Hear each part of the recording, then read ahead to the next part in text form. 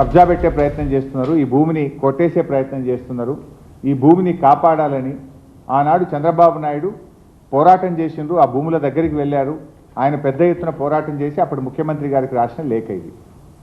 ఆ తర్వాత 2008లో doctor YS Rajasekhara Reddy గారు ఈ భూమిని ప్రభుత్వ భూమిగా నిర్ణయిస్తూ ఈ భూమిని ఆంధ్రప్రదేశ్ ఇన్ఫ్రాస్ట్రక్చర్ కార్పొరేషన్కి ఇచ్చారు. ఆంధ్రప్రదేశ్ ఇన్ఫ్రాస్ట్రక్చర్ కార్పొరేషను యూనిటెక్ అనేటువంటి ఒక కంపెనీకి కూడా కొంత భూమిని అలొకేట్ చేయడం జరిగింది.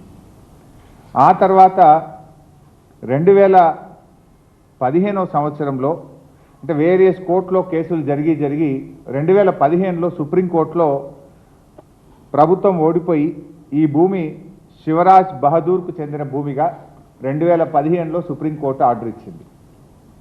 2015లో సుప్రీంకోర్టు ఆర్డర్ ఇస్తే న్యాచురల్గా మన రాష్ట్రంలో ల్యాండ్ సీలింగ్ యాక్ట్ ఒకటి అమల్లో ఉంది. ల్యాండ్ సీలింగ్ యాక్ట్ ప్రకారంగా ఒక వ్యక్తి ఇన్ని ఎకరాల భూమి కలిగి ఉండడానికి లేదు. సో ఈ 373 ఎకరాలు ఒక వ్యక్తికి ల్యాండ్ సీలింగ్ యాక్ట్ ప్రకారంగా ఉండవు. అయితే 2015లో సుప్రీంకోర్టు ఈ భూమి శివరాజ్ బహదూర్కు చెందిన భూమిగా సుప్రీంకోర్టు చెప్తే 2016లో శివరాజ్ బహదూర్ కొంతమందికి ఈ భూమిని అమ్మడం జరిగింది. ఆల్ఫా అనే కంపెనీ, యునైటెడ్ అనే కంపెనీ, ఒమేగా అనే కంపెనీలకు 50 ఎకరాల చొప్పున ఈ భూమిని అమ్మాడు. ఆ కంపెనీలు ఆర్డీఓ దగ్గరికి వెళ్ళి మాకు ల్యాండ్ కన్వర్షన్ చేయండి అని 2016లో బీఆర్ఎస్ ప్రభుత్వం ఉన్నప్పుడు దరఖాస్తు పెట్టుకున్నారు.